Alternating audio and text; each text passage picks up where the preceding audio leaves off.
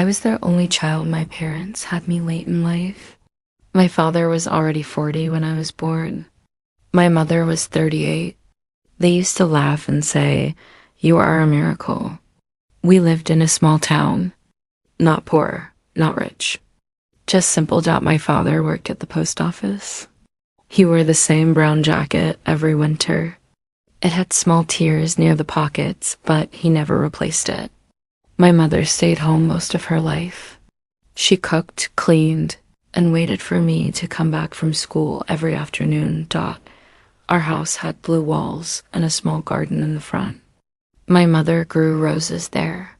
She talked to them as if they were her friends. Every evening, we ate dinner together at the same wooden table. No phones, no television, just stories. "Tell us about your day," my father would say, and I always did.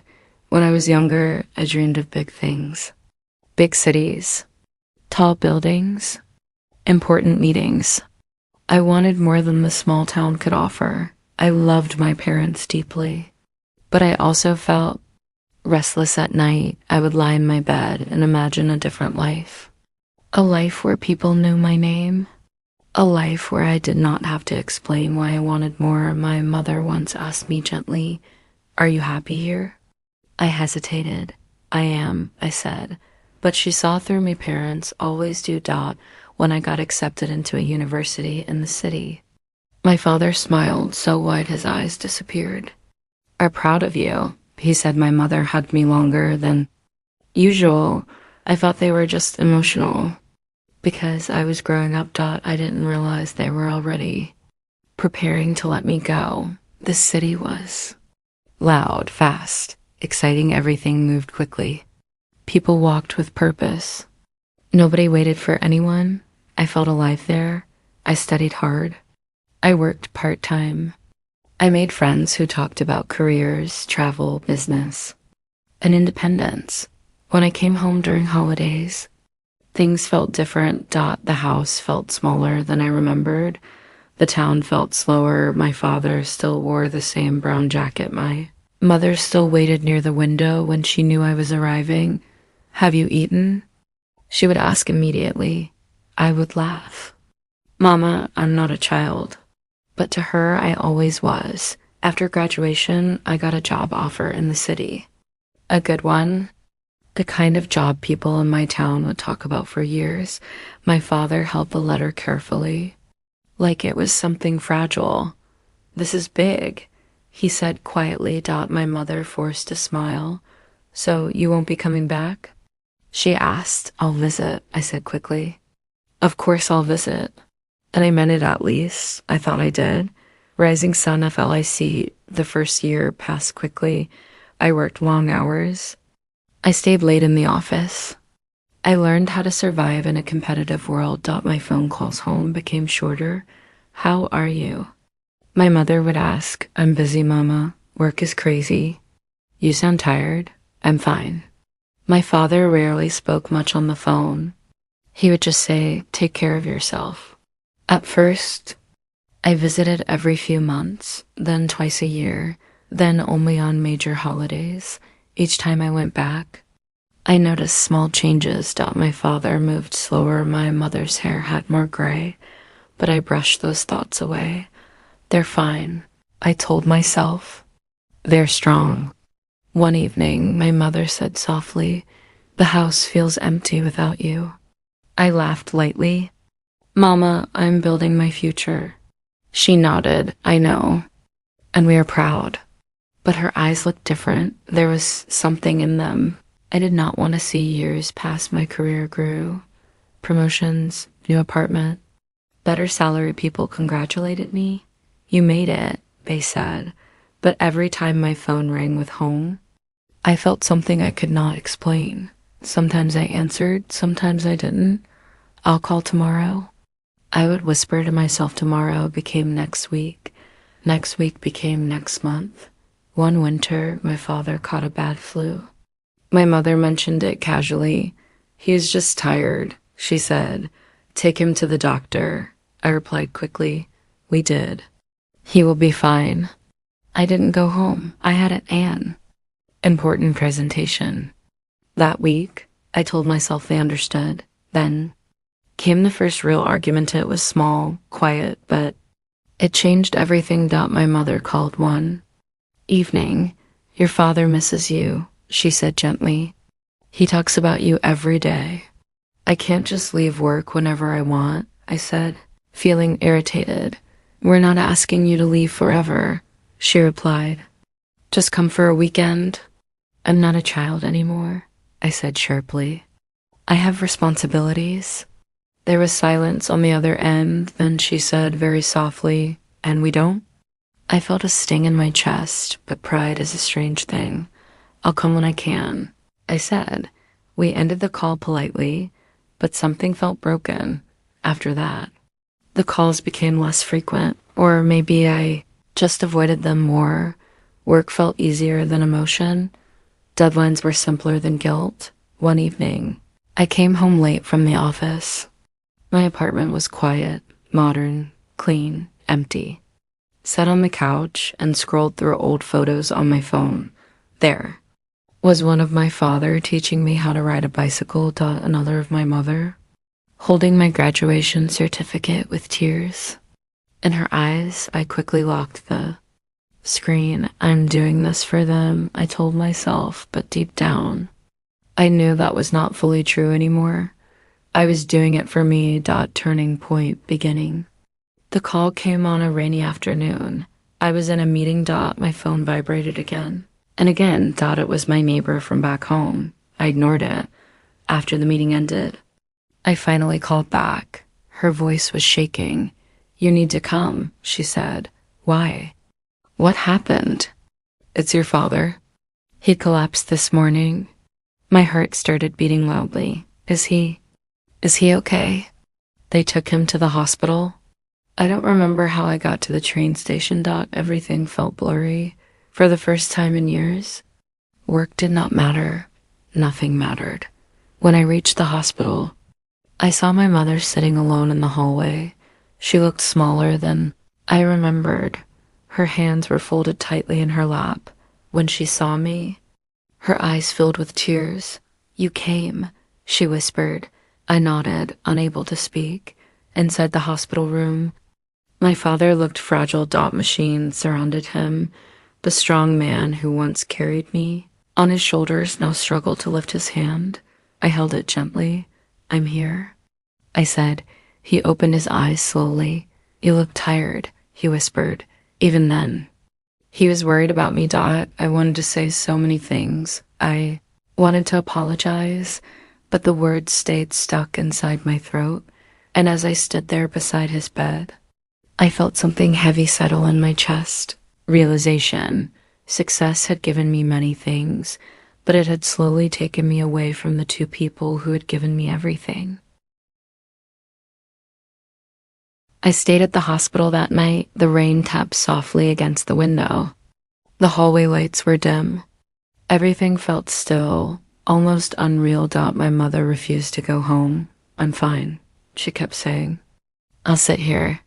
So I sat beside her for the first time in years. There were no emails, no deadlines, no meetings waiting for me, just silence, and the sound of my father breathing through a machine in the early morning. The doctor came out. He spoke gently. It was a heart attack, he said. He is stable for now, but his heart is weak. He needs rest. No stress. Weak. I had never heard that word used for my father when we were allowed back inside. I sat close to his bed. He looked at me and tried to smile. You didn't have to rush, he said softly. I wanted to, I replied. But even as I said it, something inside me hurt. Why did it take this moment for me to rush? Over the next few days, I stayed at my childhood home. It felt frozen in time. My old room was exactly how I left it. The bookshelf, the faded curtains, even the small crack on the ceiling I used to stare at as a child in the kitchen. My mother still moved quietly, but she seemed more tired now. One evening, while my father slept at the hospital, she and I sat at the table, the same wooden table. She placed a cup of tea in front of me. You've lost weight, she said. I've been busy. I answered automatically. She nodded slowly. Then she looked at me with eyes I had avoided for years. We never wanted to hold you back, she said. I know. But sometimes we just wanted to feel like we still mattered.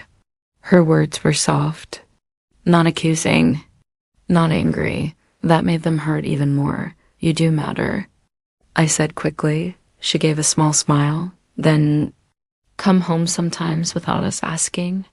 I didn't know what to say because I wasn't sure I could. Promise that my father came home a week. Later he moved carefully now. Slowly. I stayed longer than planned. I worked remotely for a few days in the evenings. We sat together in the living room. He told stories from his younger days. He laughed softly, but I noticed how often he became short of breath. One afternoon, he called me into the garden. The roses were blooming. You remember when you were small? He asked, of course. You used to say you would build us a big house one day. I smiled faintly. I still can. He shook his head gently. We don't need a big house. He paused. We just need you. Something inside me cracked at that moment. I had spent years chasing something bigger, better, louder, and all they ever wanted was me. A week later, I returned to the city. I told myself I would visit every month. I promised I would call every evening. For a few weeks, I kept those promises. Then work became heavy again. A new project, a new promotion opportunity. Just a few busy weeks. I told my mother on the phone, we understand. She replied, they always understood too much. The second call came 3 months later. This time, it was at night. My mother's voice was shaking. He collapsed again. I felt cold. By the time I reached home, I was too late. He had passed away in the ambulance. Peacefully. They said peacefully, but my heart felt anything but peaceful at the funeral. People told me he was proud of me. He talked about you all the time. One neighbor said. He said his daughter works in a big office in the city. Another added. I stood there, smiling politely inside. I was breaking, because I had been too. Busy to sit beside him in his final weeks. Too busy to answer every call. Too busy to notice time slipping away or so film after the funeral. I stayed home for several weeks. The house felt different now. Empty, in a way that could not be fixed. My mother moved through rooms slowly, quietly. One evening, I found my father's brown jacket hanging.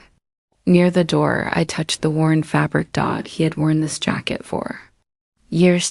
He could have bought a new one, but he saved money instead for my books, for my tuition, for my train tickets to the city. I sat on the floor and cried, not loudly, just quietly.